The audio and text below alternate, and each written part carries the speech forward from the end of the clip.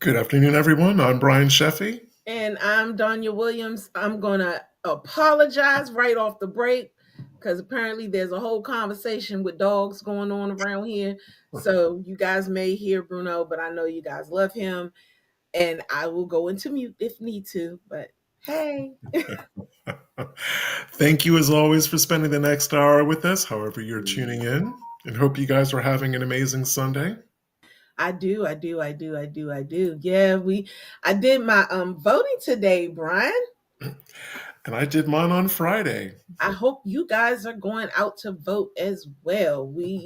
This is that time of year, genealogy adventures. Every now and then we talk about all the different other things, something else other than research. And it's that time of year to do that. Oh, hey, Tanya's out there in New Jersey, so please say hey to Montclair and East Orange, New Jersey when you're there. All right. Another thing that I want to say is this, because we're gonna just kind of, yeah, I know, Shelly, you okay with Bruno. But I also wanted to thank you guys for just trusting us. I want to put that out there before we even get into the show, because it was just a wonderful thing. And Brian lives in South Carolina. I live here in the Washington, D.C. area. And both of us getting constant messages. Hey, did you hear about the 23andMe? Hey, what are your thoughts about this? Hey, this, that. You guys love us. And we are so appreciative and just so thankful. And I'm just glad that you trust what we do, how we do it, and all of that. That's just amazing to me. So I want to thank you for that. Me too, and I couldn't have said it any better. So as you can imagine, 23andMe, there's a lot of question marks, and there's a lot. It's complicated. There's a lot of moving parts. I don't know if at the end of this hour, because the big question is whether or not people should keep their data or should they delete their data. Um, by the We end may of be this able to answer that to a certain degree.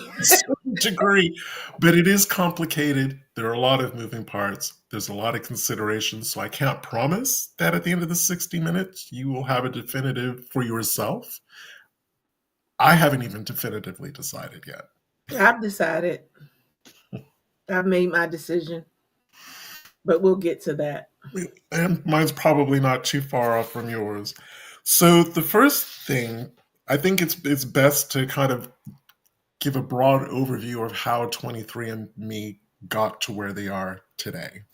And Right. don't forget, the clock is ticking because Anne Wojcicki has until the 4th of November to come up with a workable model or plan to the stock is in free fall. So NASDAQ, which controls the stock listings, are saying, listen, you got to get your stock price over $1 or we're going to delist you.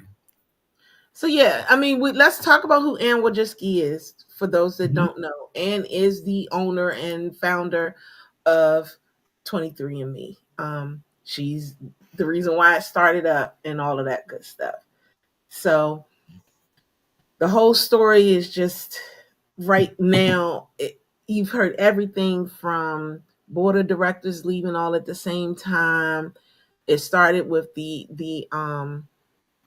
data breach, how that came about. All of this stuff kind of Yeah. melds into one reason of things. I'd like, so kind of giving a rough timeline. So 2006, 23andMe kind of erupts on the scene, being one of the early companies to actually do DNA testing straight to consumers. It was one of the first.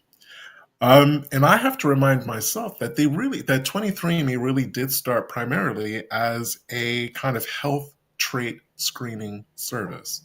Right. I hope that was a good way of explaining it. Right. No, that was perfect. Yeah, but Because so people don't know that they weren't into this. yeah, the genealogy part of it. Right. So by health traits, are you prone to high blood pressure, high cholesterol? Do you have long earlobes or short earlobes? All of those things. So that was really the business model. I think there was a fault in that business model. I guess if I was the three co-founders of 23andMe with scientific backgrounds, and then creating this wonderful thing that could record or report on health traits by spinning in a tube. I would have thought, oh, health conscious people want to know so they can change their diet or make necessary appointments or arrangements with their doctor about things that they may be prone to. Um, didn't turn out that that wasn't really the case. Most people treated it as entertainment. Um, that was kind of the beginning and the end of it. They slowly started ramping. They adapted to do genealogy DNA testing, which obviously became very popular. I don't even know how many millions of DNA kits they actually have at the minute. Do you have that number, Danya? 15 million. 15 million. I knew it's the biggest. It's Yeah, not one of them. 15 million. They have 15 million as of right now. So I know in terms of genomic information, they're not one of the biggest. They are the largest in terms of the DNA testing companies, in terms of that genetic database. So then 2015, well, these health traits that they started their business with, they actually kind of ran afoul of the FDA, federal, what is it? Federal Drug Agency? Is that what it stands for? Yeah. Federal Drug. The Drug FDA, Administration. yeah, the FDA is like, whoa, whoa, whoa, you can't be offering medical anything without going through us first, which they did. So 2015, they came to an agreement with the FDA. FDA even approved more health trait services that the company could provide. Problem was, people were still treating it as entertainment and not something that they would want to know more about or go more in depth or pay more to know about. So for me, I'm always going to, this isn't going to turn into an MBA course, but I'm always going to go back to the business model, because the flawed business model is why we are where we are today. So they quietly built this massive database of genetic information, and they really, and Amwajewski wanted to go more into genetic research, and she was striking deals with huge pharmaceutical companies like GlaxoSmith, GlaxoKline, Glaxo, yeah, McLean, and yeah, yeah, GSK for short. yeah, It's a huge British pharmaceutical company, also with large research universities, and they got a lot of money. My thoughts about that is, developing drugs and therapeutics and all that kind of genetic research, that takes decades to get any kind of a result. There's also a high rate of failure along the way. So that was never going to be a get quick rich scheme. And right. and it seems as though that's what she's still peddling. Oh, if I can, if I can get control of my company back, and I really want to kind of build out this drug making, drug experimenting, therapeutic side of the business, that can take 20 years Yep. to get results. I mean, look at how long it took to get a cure for, well, vaccinations for rubella, for German measles, for all, for all of those. That took a long time. Well, and just to give to kind of see why she thinks the way that she does, look at how little time it took to get the COVID vaccines together. True. So I think she's kind of going on both ends. She's trying to ride Mhm. on. But I am going to, well, no, I can't remember if all of these companies that finally got the COVID vaccine were working together, or where they were all competing against each other. I know that we have different vaccinations for it. Right. But you're right. That was like, Actually, now we don't. It's only one. If you notice, Johnson & Johnson is gone, and now Moderna is gone. yeah, Or is it the other way around? One of them. It's only one now. right. Um, Even on the the family genealogy DNA testing kits, most of us are only going to ever buy one. You're only going for yourself. You're only going to buy a test from that company, from a specific company, once. You spit, do what you got to do, you get your results. I don't think they factored that one in to the business model either. Now, you can end up buying kits for your mom, your dad, siblings, nieces, nephews, other family members, but essentially one kit per person. So, again, that's when they started, 23andMe started experimenting with these subscription services, which were never incredibly very popular to begin with. I think all of these things, all of the subscription things and the traits, there was always going to be a finite, smaller percentage of people who would be interested and paying for those. I think there is a market for it. It's just not going to be a huge market for it. So as we've seen, there's just been a steady decrease in people purchasing the DNA kits. Donnie, when we were speaking on this on the phone, you had your comment about how the price point of 23andMe's kits, if you wanted to talk about that. Right. Well, the thing about one of the things that I realized about 23andMe and the prices and how it changed from one thing to another and just how expensive it became. As Brian and I were discussing this whole situation, we were really just really kind of getting into the nitty gritty of it and just talking about the pros and the cons of it. So I think Brian and I actually, we're not butting against each other on it, but I do. I have brought up one side. He's brought up the other. Now I don't know if we're going to end up being in the same spot when we tell you guys which way we're going after the fact. But I do know that I really like the whole conversation between he and I because he would say one thing and I'd be like, but this, So for example, as far as the money and how much it costs and well, no, I'm sorry. As far as it being just one, you're only going to test once or whatever. I personally don't think the business model was bad because I think it's the same business model as Ancestry, My Heritage, and Family Tree DNA. All of them do the same thing. All of them test just once, but they go and they get other people tested. Where I think 23andMe messed up is the cost. And that's what Brian is talking about from me. I said my biggest issue is the cost because they got as high as I think $129 for a kit. Wasn't nobody buying that. I'm not spending that much money. I'm gonna say this for me. I'm not spending that much money on a kit. I won't even buy the mitochondrial test yet, and I know those are expensive. And we're not even talking about those types of tests. Do I need to get it? I don't know yet. I probably do, but yeah, I can see that one being as expensive as it is because of the stuff that it's going through. But if you can get a test from My Heritage and Family Tree DNA for $39, what makes you think that I'm going to come to you and spend $129.99? Although I will say the main difference between Ancestry and 23andMe, you can build a tree and attach records to it on Ancestry, and that will always be Ancestry's secret strength. Is the Oh, record, most definitely. record. Most definitely. I mean, that's the difference with Ancestry and most of them. Mm, Even though My Heritage has that type of stuff, that ability, the fact that My Heritage actually has more access to the across the big pond type stuff as opposed to Ancestry still has both across the big pond and right here in the US. So mhm. that's one of the main things that makes Ancestry better. But knowing and understanding that 23andMe was a spot specifically for, actual scientific DNA work, you don't expect them to do something like that, True, you true. know?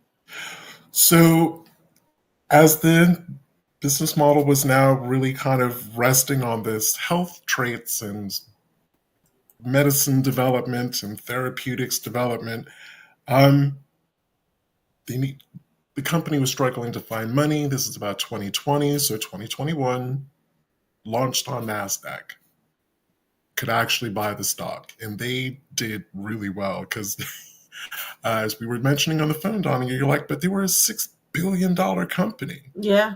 Yeah, $6 billion worth of stock. basically, because what I found amazing, actually doing all of this research about 23andMe, as far as I'm aware, since 2020, the company has never turned a profit. It has always been in debt. It's just year on year, it just keeps getting worse and worse to the point where they're now over $600 million in debt. Um, there was a shift in 2023 to not do the medicine side of it anymore. Because again, as I said, it takes a long time to develop these medications and do the trials and the testing and the FDA approval and all that stuff. So they decided to specifically focus on weight loss. Right. Um, Again, leading to the $660 million shortfall in money. So what she did, or what the company did, is they established, and I'm sorry, I'm going to read this verbatim, they established a special committee of independent directors to specifically figure out a way to profitability to boost the share price. Because I said, NASDAQ's not happy that 23andMe stock is tanked. It's what we call penny stock. It's less than $1. So that's what this special board was brought on board to actually redo. Rejected all of Ann's proposals, and then because they couldn't, neither Ann Wojcicki or this special board of directors or the special committee could agree on the best pathway forward, they all of the committee quit. So that's what we were hearing in the press and the media. What was it, about a month ago? It's a bit Mm-hmm. about a September. month to 6 weeks. Mm-hmm. So that's all of what that's behind all of that. Couldn't reach a way forward. I guess they decided they weren't going to spin their wheels, so they left. So I haven't really heard much more about what her plans are, apart from the fact that the 4th of November is only a couple of weeks away, and she's got to come up with some sort of a magic bullet to turn all of the stock price loss around. Meanwhile, the other thing that Donnie wasn't sure she had interpreted it correctly and blew my mind as I was because I was contemplating, okay, I can always delete my data, and then if and when she can save the company and it's on an even keel, I can always buy another test. I can always spit in the tube again, no harm, no foul. But then I read the terms and conditions, and even if you delete your data, the company can still hold on to your data for another 2 years because of this relationship as a healthcare provider. Now, they're technically, I guess, deemed a healthcare provider or a health service, and in line with FDA guidelines. And it also puts them under the HIPAA. Well, funnily enough, HIPAA doesn't apply to them. Well, then I don't understand why. That's why I got confused then. Because if HIPAA does, because I didn't think at first, but when you said what you said, I was thinking to myself, oh, well, maybe they're placed under HIPAA, and that's why that's doing that. I will pull up I don't have it to hand. I will post it, but it was an article that explained why our data, in terms of any DNA testing company that may or may not do anything with healthcare provision, are not covered by HIPAA because they don't have to do the Hippocratic Oath. They don't have to, they're not standing there as doctors going, whatever the Hippocratic Oath is, in terms of saving lives and Yeah, but I'm not talking about the Hippocratic Oath. There's a no, y'all there's an got article that specifically addressed that though. But what I think I know what you're talking about. Accountants can't discuss their clients' private details unless their clients have done something illegal, and on a court stand, yeah, they have to say stuff. A lawyer can't divulge anything that a client tells them, like a priest can't divulge anything that's said to them in the confessional. Our data is not protected like that because it was always set up as a commercial business that was going to be profitable based on the genetic data that it has acquired. okay. So what I was talking about as far as HIPAA is concerned, HIPAA, where is it? Is it so it you ask if genetic data is protected under the HIPAA, not the Hippocratic Oath, but HIPAA has something to do with the medical background and your insurance and things of that nature. That's what I'm talking about. I can't think Mhm. of the actual which come forward. I'll pull it up. But when you made the comment about them, I was under the impression of maybe they were protected under this insurance thing. But I've read recently that they're not protected under that either. And it's, I don't know. I'm this whole 23andMe, I'm looking at some of I'm trying to get caught up with the comments and everything. And I'm looking at them, and people are making different, conversations about it and everything, and what it is that they were allowed to do and what they weren't allowed to do. Like some people said that they could only go to 1500 when my mom had 1700. I could literally show y'all. So it's just like 23andMe was not straightforward. They were not honest, not just with their clients, but also with their board. And the board, when you read on what's going on, the the main crust of all of that came from Wojcicki. Everybody was very, very disappointed in her and how she did things. Is it fair to say that? I think it's fair to say that. That Yeah. was She kind of just, yeah, that was my overall takeaway. yeah. There were many signposts along the way down the highway going, you probably want to recheck your brakes or recheck your oil. Something's not right with your car, the direction Right. you're going in. Or actually, this is a better analogy. Check your GPS, because your GPS is telling you to go this way, but you're insisting on going this way. I think that's a better analogy. Yeah. I mean, they were the first to come out with what now Ancestry has, with what you and I were talking about, with the game changer of showing how people are related. They had already had that, their ethnicity breakdown was totally different. They did not change your DNA like Ancestry did. No matter how many people came through, your DNA did not switch, change, falter. It didn't go up, it didn't go down, it didn't do those types of things. So, I mean, I'm not going to sit here and lie. I kind of had a serious trust for them because I knew that before this, they were always scientific anyway. Mm, So that was my whole thought process with them. yeah. So, funny enough, my sister took the health traits things. I mean, she took it on board. She switched things up, and she changed what she felt she needed to change, and had conversations with her doctors that she felt she needed to have, to mitigate, possible future flare-ups of anything.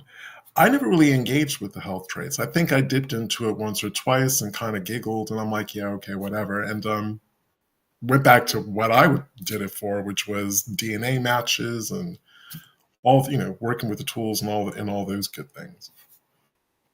Well, my mom, I don't have the health traits either. And there's a reason why I don't have the health traits. I don't have the health traits because you had to pay for them through there.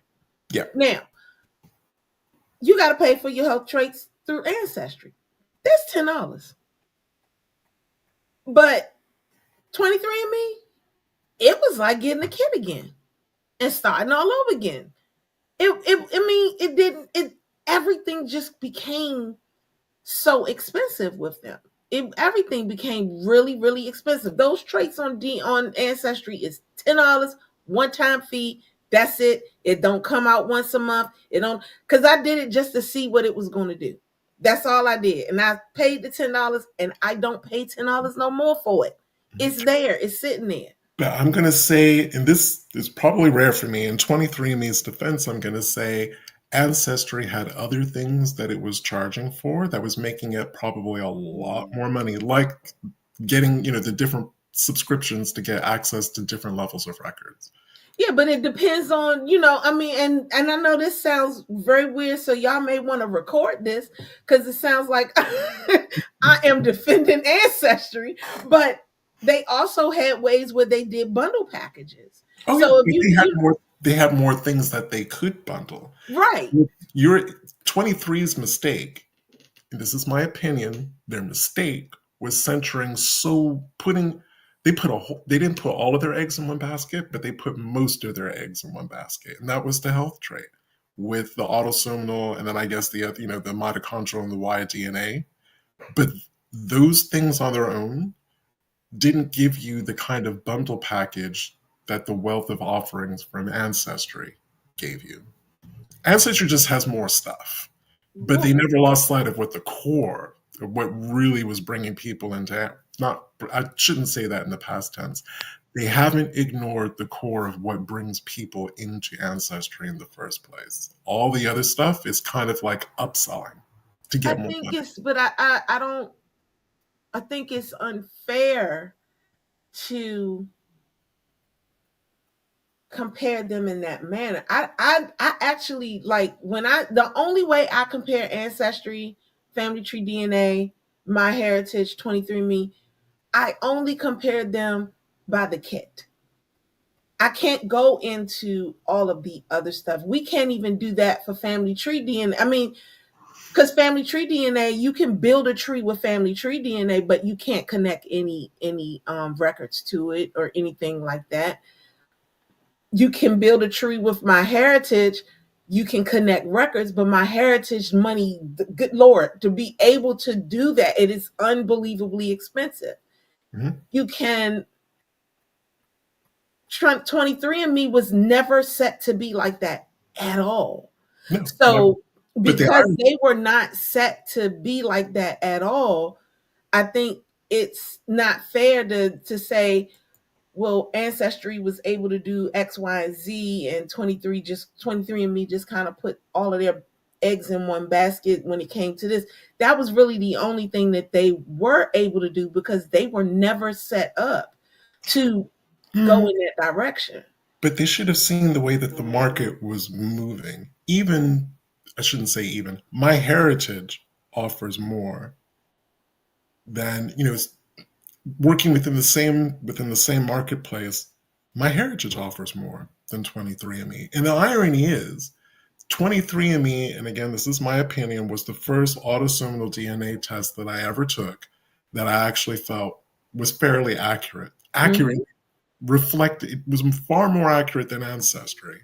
Yeah, And but my it heritage was is actually on par with my heritage. yeah, Tw- but my heritage is a family. It started out as a family researching thing, so they are more comparable to ancestry. 23andMe was never that. So but even when my heritage, because there's certain things about my heritage that I'm kind of upset about, like how they used to make their website a family website and you could do other things, and now you can't do as much as you used to, and they are solely they're leaning towards consistently being on um like ancestry. That's we all want a competition. It's but my heritage. I'm I guess my point is with 23andMe, which launched in 2006, by 2010, at 2011, by the latest, when they realized they weren't making money, Right. they were losing money. True. Now that's true. That's very They true. should have taken a look at what was going on in the same rough space around them to figure out new ways forward. Ones that would actually put them in a stronger financial position far quicker, far sooner than putting their money on this drug development, therapeutics development, genetic research. Yeah. Yeah. That's that, I get where she was coming. I get where Anne was coming from in this one. There is big money to be made in that realm. But again, being realistic about when you could start seeing a slice of that lolly. And Or, not only that, like, or better yet, putting it short, they thought everybody liked science. I hate science. And that was that's the, when you really want to make it plain and simple, they just thought everybody likes science. Everybody's going to do it because they're going to go and they're going to want to see this about their family, or they're going to want to know this about that. And everybody don't like science. Well, Everybody not fans. not everyone can deal with reality. We can't even agree what January the 6th was. Oh, see, you see. I'm just keeping it real. I'm just saying though, but that was the thing, and I think that's where they made their mistakes. I think we kind of feel like they both made their mistakes, but they made their mistakes in different sections, sectors, different areas. The business model, in my opinion, was the same as all of the other ones. The only difference was is that they didn't have as much stuff as the other ones can offer, so they didn't think about that portion. Then when they went into it, they were like, "Oh well, everybody wants to know about who their family is. We're going to stay on that, or what's going on with them health wise. We're going to stay on that." At that point, you're acting like everybody in the world is just really loving biology and chemistry and wanting to know. And I could care less, to be honest. Like, I don't like it. And then they became too expensive. Then they got to the point where they were just overly expensive to this. If Ancestry is going to give me a traits thing for $10, why can't you? Especially you being the quote unquote big business that you are. But they weren't as big of a business as we thought, because money was just on paper. It wasn't in their pocket. True. And again, I'm going to try rephrasing it in a different way.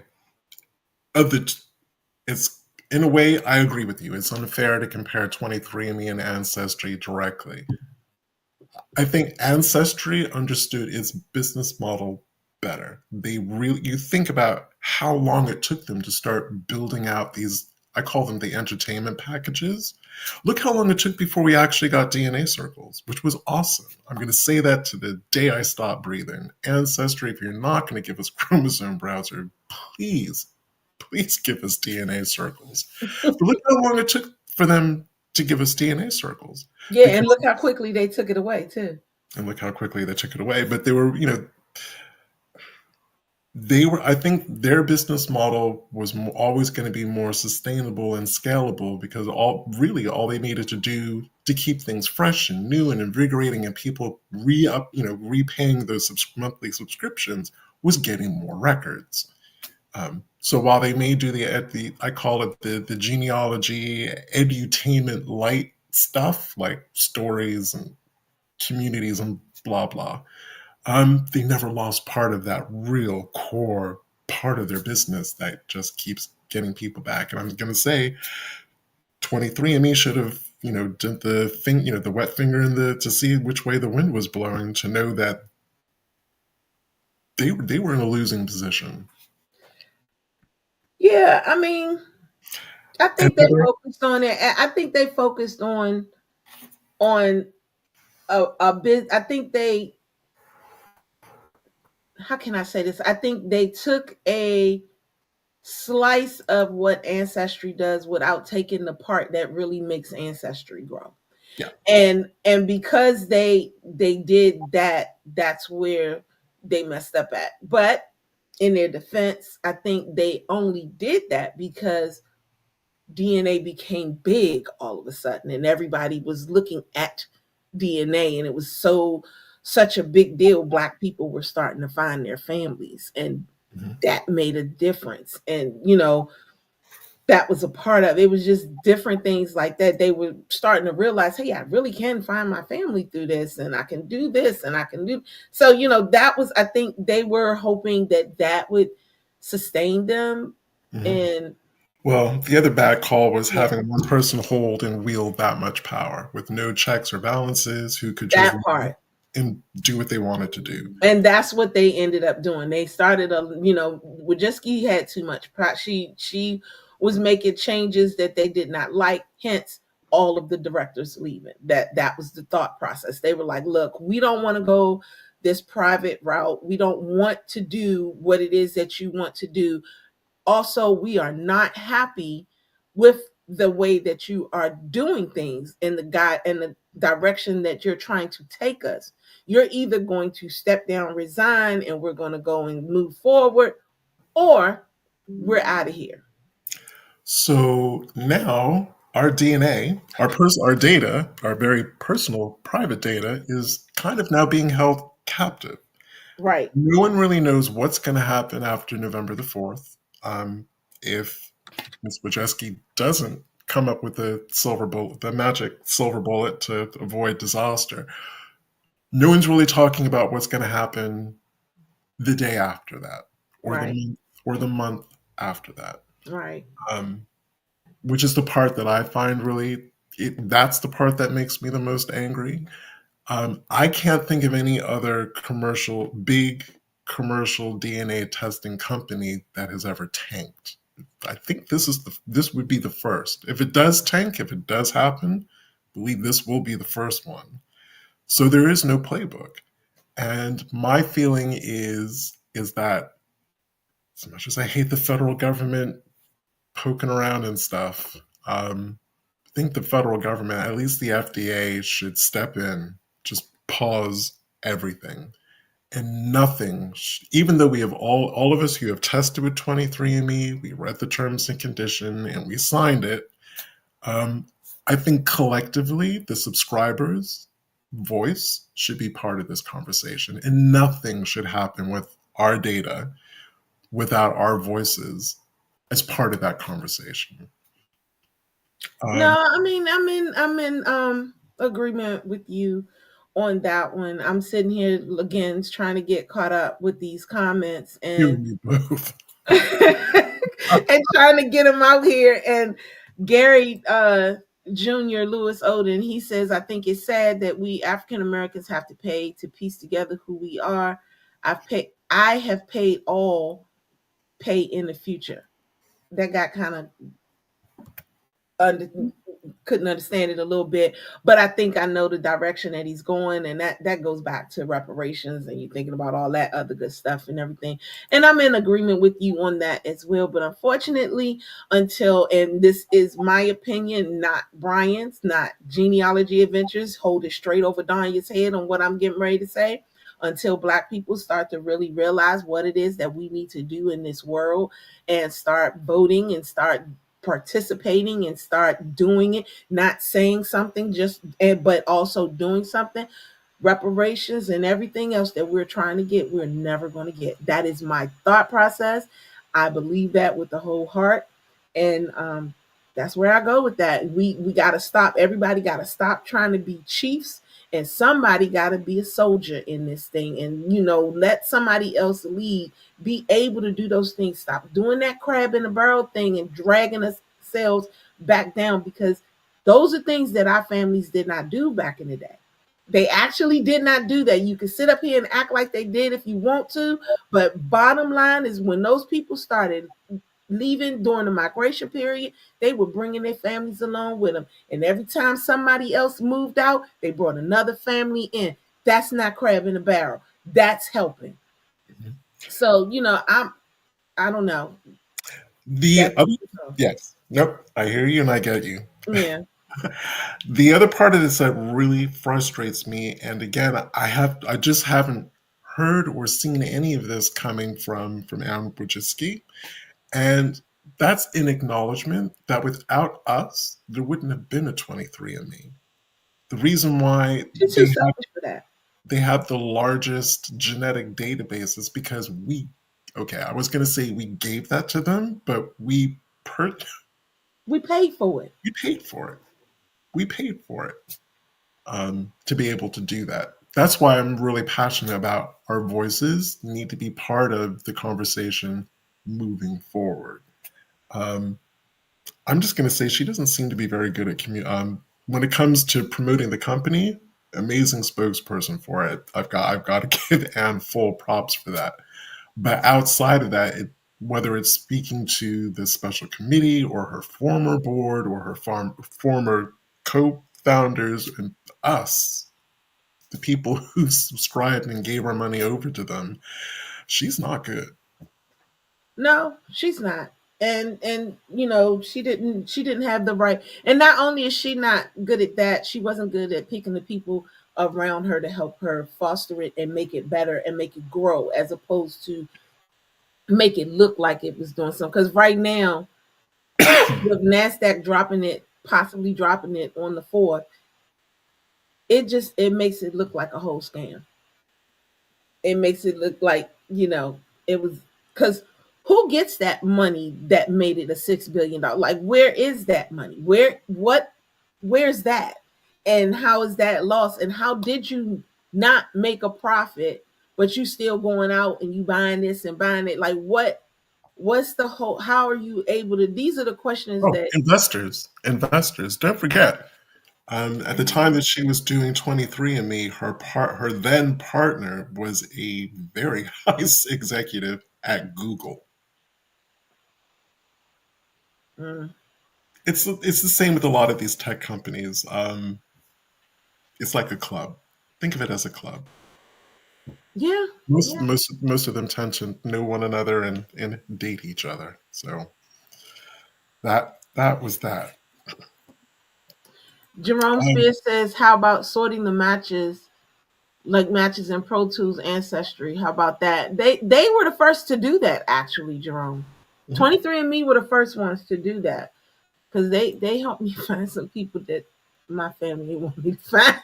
But But I don't know what our viewers' thoughts are on this, but I think there are a couple of legitimate ways that this can go. I well, was okay, grateful Brian, for the before you comment. do that, this is what, since you made that comment, this is a Mhm. good question from one of our viewers. She said, what role do we play as subscribers? Should we be speaking out and demanding something from them? I personally think we should always speak out. Don't let nobody say nothing, you know. But go ahead. I think what you were about to say is gonna kind of gonna roll into this particular question. Um, I think that there's a couple of legitimate ways forward. So one would be perhaps a sale of 23andMe to perhaps a smaller DNA testing service like Family Tree DNA Or or living DNA. sorry, what's that? Or living DNA. Or Living DNA. Um, I'm sorry, Ancestry, but in this instance, I'm going to say for monopoly purposes, should not be sold to Ancestry. It No, needs to I be ain't sorry. it needs to be sold to someone, to another, but like business, kind of a like for like sale. That could be My Heritage, Family Tree DNA, something like that. I'm not a lawyer. I may have done a couple of summers while I was at university working as a paralegal, but that does not make me a legal mind by any stretch of the imaginations. But sometimes when a company goes bankrupt or is on the verge of going bankrupt or files for Chapter 11, the employees can buy that company. We should have almost like an option. Again, it's difficult because there won't be any stock to buy, so I don't know how you're going to buy something that don't have the mechanism to do it, but almost like a subscriber buyout. But as subscribers, we would, collectively, we would vote for a board. We would vote for a new CEO. We would vote for a new CFO. All of those positions, um, until a point in time when the company is on financially secure ground. Um, because this is, hopefully this will never happen again to any other DNA testing company. But, capitalism is what capitalism is. People overreach, whatever the cause may be for failure. I hope that this never happens again, but it may do. So we might as well have this conversation now about what happens to this really sensitive information. I mean, we would be up in arms. Well, we if the Russians were hacking into a DNA testing company and taking people's personal data, we'd be screaming the house down. If the Chinese did it, if the Iranians did it, if all these people that typically hack American businesses were to do it, we would be screaming about the privacy and the data breach. And why they wouldn't see that in this instance, they're talking about, oh, we're just going to continue selling people's private data and make this money. You still don't have a good business plan. Yeah. No, you're right. Angie Wilson says someone commented that Family Search should partner. And she said, I disagree. Their records, for the most part, available through most sites. They remain free, and that's important. But the thing about Family Search is only you gotta be a member of Ancestry to see most of those records. Mhm. I mean, I'm not a fan of Family Search. I'm sorry. I'm just gonna come straight out and say it. I am not a fan. I'm not a fan for two reasons. One being the fact that you do have to almost have to have an account through Ancestry in order to see the records, because some of those records you simply cannot see unless you have an Ancestry account. Most of those records you cannot see unless you have. Family Search. Yeah. Family Search, it's not an Ancestry account. You have to go to a Family Search center. But if you're not at a Family Search center, and let's say you're sitting at home and you're doing research on Family Search, and you see and one of your census records pop up, you have to have Ancestry in order to see it. Really? That's never Yes. happened to me. Yes. You have to have. That's because you have Ancestry. If you didn't have Ancestry, you would not be able to see it. There's certain Hmm. things that you cannot see through Family Search. I know I'm not going crazy. I know I'm not going, because I Well, canceled my Ancestry one time and I could not see anything. They told me that at that point, yeah, I then had to go to a Family Search center, library, or whatever in order to get it. I guess to be honest, it's been probably over 10 years since I've ever looked at the public records on Right. Family Search like that. What I love about Family Search is the catalog search, where you get those millions of records that Ancestry doesn't have. Those tax records, estate inventories, court cases, all of that stuff. Now they have different records than Ancestry. They do have some, and those are the ones that you can get through them. But that core stuff, especially for beginner researchers,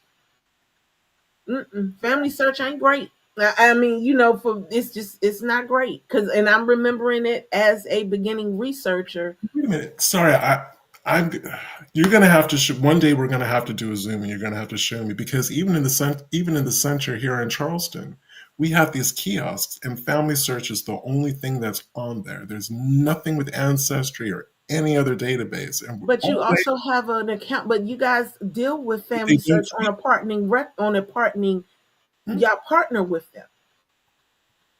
You But partner with them. even So on a, because you partner with them, and you can look at certain things through Ancestry, if I'm not mistaken, right? Through you guys. I don't know. All I know is I remember when I'm just not a fan. And then the other thing, the reason that makes me not a fan, and we can do a Zoom to show you what I'm talking. If I may be able to show you, Mhm. but the other thing that I don't like about them is that big tree that they try to build with everybody. I know you guys have all told me, oh, they don't do that anymore. I almost cursed, but they do, because I've corrected 10 or more people on my grandmother not living in Arkansas. Like, they literally have Annie Mae Senior in Arkansas, and I'm like, sorry, that's not her. I don't know who y'all talking about, but that's not her. She don't even carry the name Senior, and they literally they're making this woman my grandmother, just using that one as an example. There are more, but you gotta constantly, and they're nice. Don't get me wrong, really really sweet people. Because every time I said something, they would turn. Oh, is that why I couldn't find her? And one guy was real nice. That's why I couldn't find her. Thank you so much.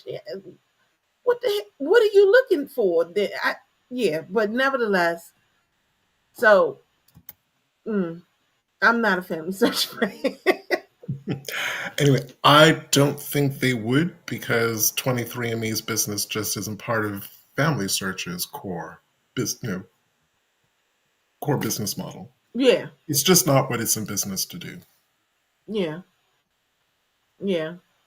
I am loving you guys' comments. Every time I'm almost down, you guys come back. I'm like 20 comments behind. Thank you so much. But So this is Thank you why for we answering him, Tanya. Yes, Andrew, there was a class action suit against 23andMe. So Brian, oh, that was the data breach. yeah, the data breach. We, we, That didn't, we didn't even get into any of that stuff. it's part of the reason why all this stuff is again, going on. but again, communication. It took her 4 to 5 months to say yes. There was a breach, and what was it? 7 million accounts got hacked. That Mm-hmm. should have happened immediately. So this is why I was saying at the top of the show or top-ish of the show, there is no easy answer for you at the end of the day. Um, Personally, I think I'm going to delete my private data. As I said, if and when 23andMe can kind of sort itself out, and if I feel if they have a new CEO and I feel as though they could have earned my trust, I will spit in another tube, and I will gladly send my DNA kit back to them. But for me, I'm gonna, even though they're gonna hold on to my data for 2 more years, I'm just gonna go in and delete it. But that's me. So the one thing before I say what I'm gonna do with mine, the one question that I did have, let's say I did not delete mine, they still held on it for 2 years, and then after the 2 years, do they automatically destroy it? By law, they're supposed to. Then they can go ahead and I'll just hold on to my thing. And more than likely I probably won't spit back in a tube for them. Because I know that I used to tell people if you wanted a good scientific read of it or whatever the case may be, go to 23andMe. But now I don't send people to 23andMe anymore. And I think one of the poorest things that they could have done was not talk to people. Oh, Because absolutely. they don't talk to anybody. Like we weren't the only ones trying to get them to talk. They don't talk to anybody. Mm-mm. So that makes things bad as well. So I personally, I'm not going to delete it, but I'm not going to re-up it either. So that's my thought process. And we just have to keep monitoring the situation. I know I'm going to be writing to my senator and my congressperson. So I'm glad you said that in these last few minutes. That's what a lot of people are saying. First of all, our cousin Ibram, he put out there, we're going to do a group and do it through Genealogy Adventures. Please don't put no more work on me and Brian. We can't do it. We can't. We can't do it, but we do other things. So, but we will definitely help as much as possible. You can talk about what you want to do on this show. This is a platform to get that out there for you. And we are not billionaires. No, I'm just keeping it real. Our scope of influence is is what it is. but We I wouldn't be able mean, to do that kind you of know change. what? I think that we definitely have that influence on certain people, given the fact that I'm learning how much Genealogy Adventures is known. It's crazy when we go to different conferences. NGS, I went to NGS, everybody knew who Genealogy Adventures was. Crazy to me. Black and white. I was blown. I'm not even gonna lie. I love it. I was blown away by it. But in the same instance, we still are not we're not in a position where we can like really push the way we would love to. Keep us in your thoughts and prayers to get us to that point. And you got representatives in us, Yeah. and we're not going to not say anything. I will also be writing to the FDA. Okay, so well, let me ask you this, Brian. Hmm. Would you be able to like write Like a template, pro forma. a template letter, and then we post it on Genealogy Adventures, and that's something that, well, there you go. Genealogy Adventures just got involved. Hey now. Consider it done. Okay, well then then if Brian wants to do that, and if you guys want to take that copy of that letter and just put your name in, then that's what can be done. That's how your voices can be heard. But I'm going to try to end this on a positive. I'm going to squeak this in really quickly. I am 150% aware of the country that I live in, that we work in a toxically capitalist system. So I will come out swinging. I will do the pro formas. I will be vocal and say what I have to say. But living in the United States, I'm sure at somewhere someone's going to say, it is what it is. You signed you signed an agreement. Now that things have gone pear shaped and it's not your fault, you have to suck it up. I'm prepared for that because money always talks in this country. It Yeah. always does. And I'm Yeah. just keeping it real and I'm keeping it 100. I will try. I Yeah. will be vocal. I'll do what I can. But I would, don't be surprised if you hear something of that effect down the road. All right. Well, that's cool with me. And I just want to let everybody know that I am so glad that you guys were able to get on Family Tree and get those documents. Danya was not. I don't know what was going on at that time that I could not. There were certain times that I would click on it and they didn't pop up for me. It kept saying I had to have an Ancestry account in order to see it. Or, So, or Latasha, the other way to get around that is you live near a family history center run by the Mormon Church. You can go straight there and see the records. yeah, yeah. That doesn't have to do with ancestry. Tom Reed actually explained that to me.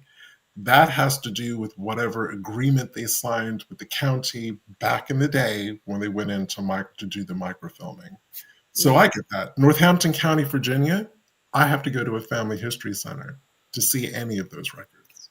It's infuriating, but yeah, that's in that specific instance, that's not an ancestry thing. That has to do with the contract that Family Search had with that county. I think they should all be redone. It's my personal opinion.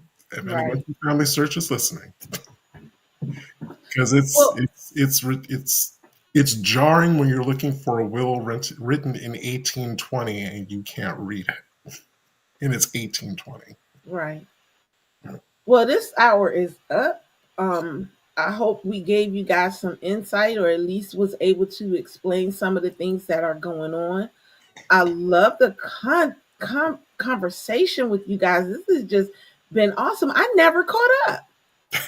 Neither did I I. never caught up. I try. I So didn't I'm, even give up. I did try. I couldn't keep up. yeah, I mean, I never caught up. I still have like 12 12 to go. Now it's 13. It just jumped again. You guys are awesome. So yeah, we're gonna next week, just real quick because we need to get off. We're gonna be talking about the election and where you are. We're gonna jump off of genealogy for a minute because we do stuff like that. And maybe we'll have a surprise guest. Not sure. I won't say, but we might even have a surprise guest on the show. So you guys be safe. Enjoy this day. It's beautiful. I'm Danya.